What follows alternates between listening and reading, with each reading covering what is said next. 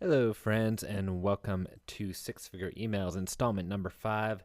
This one is affectionately called the DMV Downsell. As always, this is how the session is going to go down. We're going to give a little bit of a background on the template, how it came to be, why we use it. So, what are the persuasion triggers we're really looking to leverage? What are we coaching when it comes to coaching the conversion? What is the context that a downsell offers us that is unique and different from the main launch? We're going to explore all of that in full detail. Then we're going to explain where to use it. Yes, this is a downsell and it kind of feels logical, but there is some strategy to bear in mind here. So we are going to look very specifically about where to send it, where not to send it. Then, of course, how to use it, some questions to ask to extract the content.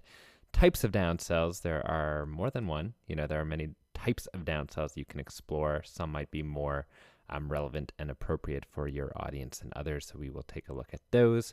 And then we will take a look at the template itself.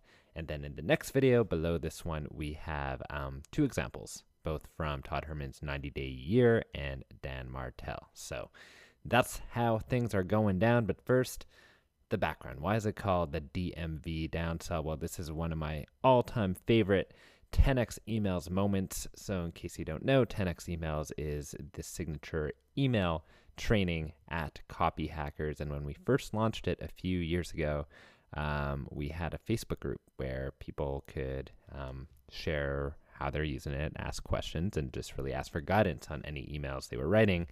And we had one student, the very amazing Tara Gentili, and she just wrote that she finished her main launch. Things went really, really well, and she was just debating and contemplating sending a downsell to the people who just weren't a right fit for her more higher ticket program at the time.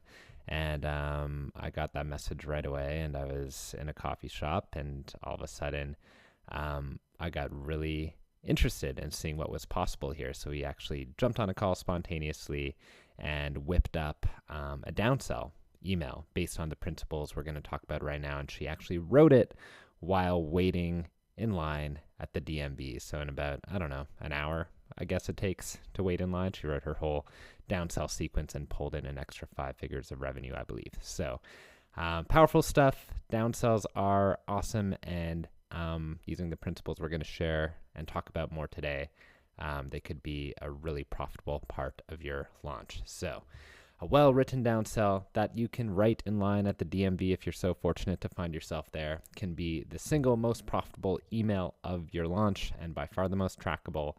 It not only gives you a second chance at a sale, but it gives your audience, your subscribers, a second chance at success in a way that is more appropriate to them. And this is all about what Jay Abraham talks about as preeminence, really having their best interests in mind. Sometimes a downsell, it's not about adding cash to our launch numbers. Sometimes it's really just about giving your audience what they most needed at that time.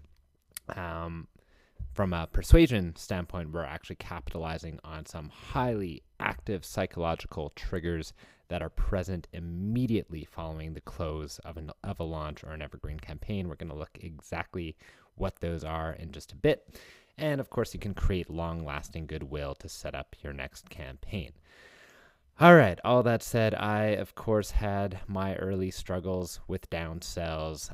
They tended to all follow the same script, essentially coming back the next day and guilting the crap out of your customer, guilting the crap out of your prospects, making them feel guilty about not buying the main thing and saying, here's something else. Maybe this is more interesting to you, or it's cheaper, or it's less valuable, or whatever it is. But it always felt a bit too much of a guilt trip, kind of like you're really just kind of wrangling them and forcing them into something cheaper that may or may not actually be of service. So it never felt right, the ones that I would read, the ones that I used to write earlier in my career, and really thought we could do it a better way. So here are some of the other big mistakes that I currently see that I've done myself, and that really limit the impact and potential that a downsell can have. So the first big one is second-class products for second-class customers.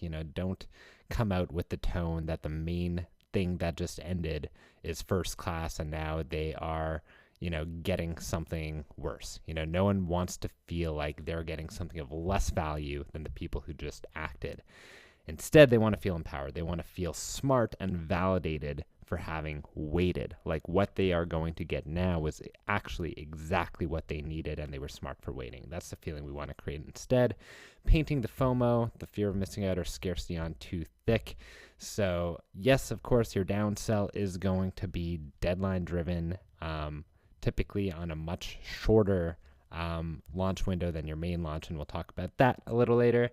But that said, if you're relying on the same scarcity, countdown timers, and fear of missing out as the first time, well, that's not really going to be your best bet, because these are the same people who didn't respond to those exact same things just a day or two ago in the main campaign. So we don't want to double down on the exact same persuasion triggers that just didn't work. Just doesn't make sense.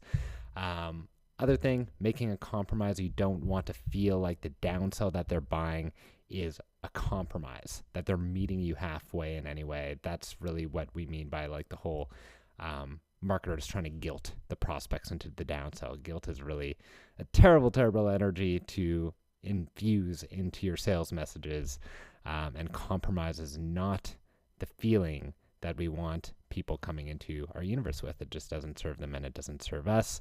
And then, of course, not being transparent or using tricks. Your market is probably going to be suspicious of your intent. They're probably savvy enough to know that, this downsell isn't necessarily based on these random survey results that you did or didn't get, or that you're extending the main launch because some emails didn't go out. Whatever it is, just be transparent. Don't use these weird tactics. Just be totally honest that what you have here may be of better use and value for them. Cool. So this is one last quote on Stephen Covey about synergy and compromise. So he says synergy is not the same as compromise. In a compromise, 1 + 1 = 1.5 at best. Everybody loses something, and that's your typical downsell. The marketer or the company loses revenue, and the customer loses value in the product. So that's compromise. We want to avoid that. Synergy, on the other hand, is not just resolving a conflict. When we get to synergy, we transcend the conflict. We go beyond it to something new, something that excites everyone with fresh promise and transforms the future. And that's what we want to tap into when crafting both our downsell offer and the copy that supports it. So all this got me thinking, in the spirit of coaching the conversion, which is really the ethos behind all of this. How do we meet our prospect where they're at, fresh off of not buying the main product, and then give them something new, exciting, more empowering, more appropriate to step into? How do we leverage the post-campaign context and its unique psychological triggers, which we'll talk about in just a second? And how do we do it all while building our offer suite, generating more revenue, and keeping all customers happy? So big, lofty task, all for the downsell. But here's why we use it. One of the best times to make a sale is right after the main launch. Here is what your prospect is experiencing. They're experiencing not just a fear of missing out, but the feeling of missing out. One is much more powerful than the other. As the final hours of your initial campaign or launch was dwindling down, that's the fear of missing out. Well, by the time the downsell comes, they missed it. They are left with the feeling, which is a lot more stronger and acute than simply the fear. There's also relational imbalance. So if you provided a ton of value in your pre-launch, whether through a free video series, your emails, a challenge, a webinar, whatever it was in your pre-launch or your launch sequence, you've given a ton of value. They haven't been able to reciprocate yet because the main offer wasn't a right fit for them. So right now there's a relational imbalance that needs to be resolved. It feels like there's a relationship that needs to be put back into homeostasis. And on your customer's end, there's this kind of more subtle need to get things back in balance. So it's subtle, but it exists. And having the right offer in the downsell will definitely cue that up and give them a chance to bring things back into balance. Underserved and unloved, this is a feeling they have after, right? They participated, they invested time, energy, and attention in your main launch. Maybe they spent over like 5 hours consuming your videos, your content, your emails leading up to this, and now they're kind of left with nothing. So that feels a little bit like they're not getting a return on their energy investment. They're feeling underserved and unloved on the whole end of it. So this is an opportunity to resolve that and have them be implicit in resolving it with you. And then, of course, there's regret and disempowered around not pulling the trigger or not being in a position to. So maybe they either regret it because they wanted to and they just couldn't do it, or maybe they felt disempowered because they weren't a right fit. Either of those contexts just creates something that you don't want people on your list to feel after a launch, right? These aren't exactly the emotions that are going to lead to a purchase later. Instead, you want to come in with something that gives them a chance to resolve it almost immediately. So your job is to meet them on these grounds, understand this context that we just spoke about, and turn the feeling of missing out into a feeling of having held off for something better. This is really the crux of it all. You want to elicit the feeling, good thing I waited.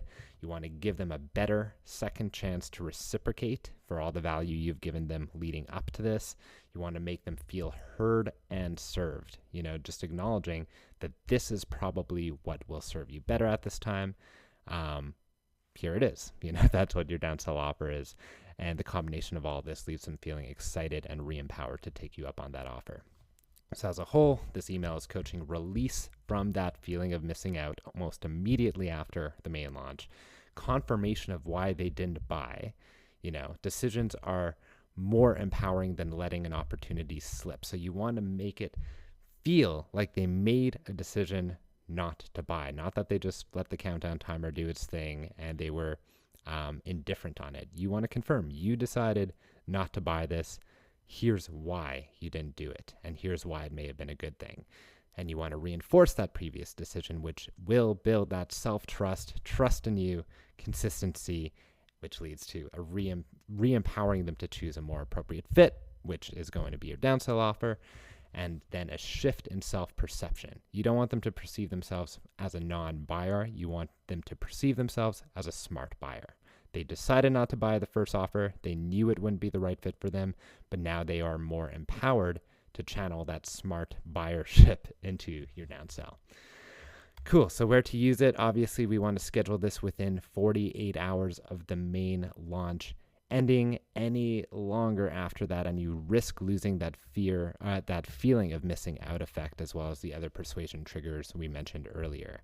Ideally, I would send this a day later. Some marketers would prefer to leave a day break before getting into this, but really not more than 48 hours later, or else you really do lose some of that effect. Also, you want to have the launch window much shorter than your initial one. So 2 to 3 days, 48 to 72 hours, I'd say is ideal. Otherwise, you really run the risk of launch exhaustion, especially if the main launch was, already 7 days. Last thing you want to do is have half a month of being in launch mode. It just kind of brings, a little bit of exhaustion around launching and takes out some of the urgency and seriousness of when you do it later. So all that said, how to use it, here are some questions that are going to help you with the content. So without looking at price, if price wasn't an issue, in what ways was your audience not ready or empowered to benefit from your initial offer? So price isn't the main objection. What is? How are they not empowered to get the value from it? In what ways was their decision not to buy a smart one? This is a big one you want to spend some time on. Looking at the downsell options that we're going to look at in a second, what might they be in a better position to receive value from, and what unique characteristics exclusively empower them to make the most of the new offer? Maybe they don't need $5,000 of a group coaching program. Maybe they're so autonomous and self-driven and self-led that they could have more of a done-for-you version. So self-motivated, autonomy, these are all positive traits that might actually exclusively empower them to take a cheaper, more appropriate option. Maybe they're very cautious and, the first one was a new product, right? And they didn't really want to be kind of guinea pig on a new product, you can call out the fact that they were cautious on that and then offer them a product that's already been used by dozens or hundreds or thousands of people with proven case studies. So these are just a few things you might look at, but you do want to highlight at least one characteristic that really feels empowering and makes them empowered to take the new offer. So you want to tie the trait with the offer, with the new offer together. All right, so 4 types of downsells you could do. It could be a stripped down product without the hand holding. So it could be all the pre-recorded elements of a course, for example, without any support calls, without any live events, stuff like that. So just stripped down version of the main product. It could be a shorter subscription period or a trial. So that could be for software. Instead of selling an annual license, it could be a 3-month license or even a 14-day trial. A more introductory product within your suite that empowers them for the full product at a later date. Maybe the main offer was both more expensive and too advanced, that even if they did spend the money, they're just not at a stage in their journey where they can get the full value of the product. So that's another one you want to look at. And then a splintered part of the main product designed to give a crunchy, valuable, more immediate results. So this is very relevant for online courses. There might be a specific lesson or a specific module within the whole thing that can give them a crunchy, valuable result and gives you a chance to really showcase how valuable the full product is and have a chance to upsell them into the full thing later. So these are 4 types of downsells. There's guaranteed to be at least one here that makes sense for your audience. So give them all a thorough look, brainstorm it, and just see which one answers the question of why was it a good thing that they didn't buy the first one, and what do they most need right now? And that's your question that will help you zero in on the right type of downsell. All right, so template itself, remind them of the offer they missed. This is triggering that feeling of missing out. Show you care, that they're still on your mind, that you haven't just moved on to serve all these new customers in your universe, but you're still thinking about these people here who missed out and are perhaps feeling underserved. Confirm that they made the right decision. This is really all about building that trust, taking any guilt out of the equation, and building that trust before the offer comes into play. Commend them on that decision and why it was the right one. Once again, not just saying you made the right decision, but explaining why. This is the same thing we spoke about in market search for meaning. It's not enough to just say it wasn't your fault. You need to unpack that. Why wasn't it your fault in a emotionally compelling or intellectually gratifying way? So commend them on the decision, then transition. What about their current stage or unique abilities makes them exclusively empowered for your downsell offer? Introduce the offer, have a call to action, and just give an unselfish reason for it. Maybe it's you're not even making a massive profit on it. Maybe this really just is about giving them what they need to continue on their journey and feel served right now.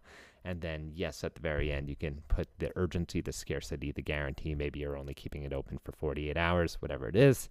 Let them know and close with another call to action. So that is it for the main template. In the next video, below this one, we actually have two examples from live launches so you could see how this played out. So catch the next video, and I will see you soon.